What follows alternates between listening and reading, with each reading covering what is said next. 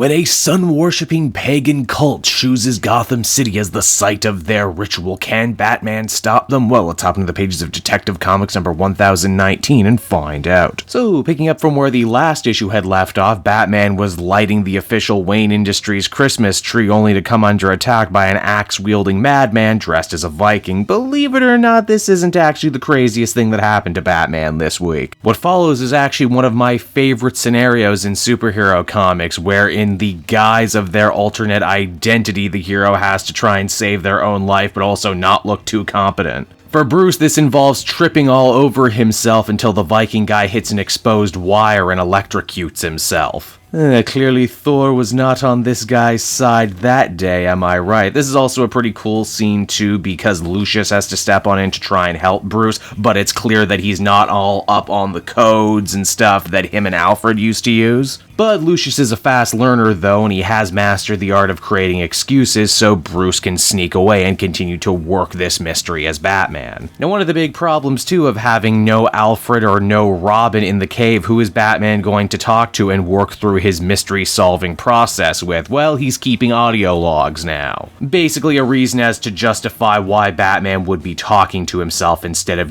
just being crazy. Batman cracks the books and figures out pretty much everything I said in the first video. How this Viking cult reveres pagan ideas involving the sun goddess and the Yule festival, and that they're willing to kill people for their ritual. Batman also discovers that the big burly Viking who attacked him is just a normal dude in a costume. No magic, no time travel, nothing like that. The cult that he's working for did just so happen to drug him with an hallucinogenic cocktail, which made him that much easier to control and that much angrier. Basically, they gave him berserker juice, which is what they did in ancient Viking times anyway.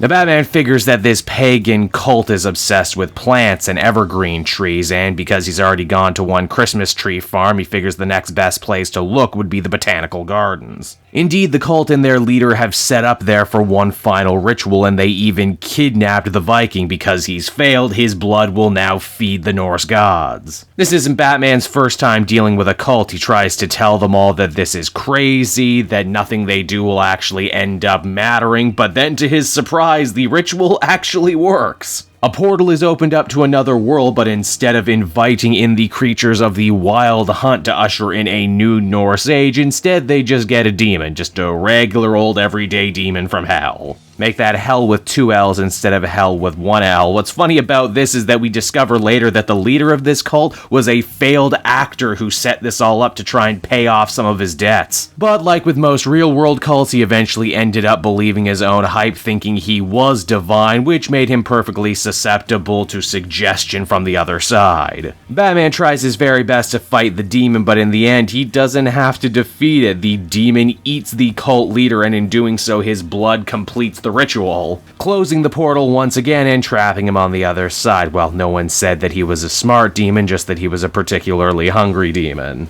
And yeah, with that, Batman saves the day. He returns to the manor alone to reflect on the fact that this really isn't how he was expecting to spend his first Christmas without Alfred. But for better or worse, Batman's life will go on, and he will continue to have crazy out there adventures just like this one. And so that was Batman number 1019, everybody, and I gotta say, I really ended up enjoying this little 2-pack of stories. It was fresh, it was interesting. Batman going up against Vikings, an easy elevator pitch. But when benched in a unique little Christmas story, and informed by real Viking and pagan beliefs, you have something that feels sort of fresh. Heck, Batman himself even mentions that this isn't the first time he's fought a weird cult, but that this one was especially weird. Especially now, too, in a post-Alfred DC universe, I gotta say Detective Comics is doing a better job than it ever has before, really differentiating itself from the main Batman book. This is what Bruce does at home. This is him doing detective work, while the Batman book is really more him fighting crime on a huge city scale. I will admit the final resolution with the demon was pretty quick, but again, it's a 2-part story. What do you want? Overall, I'd give this a 7.5 out of 10. Taken together, these were 2 really good issues.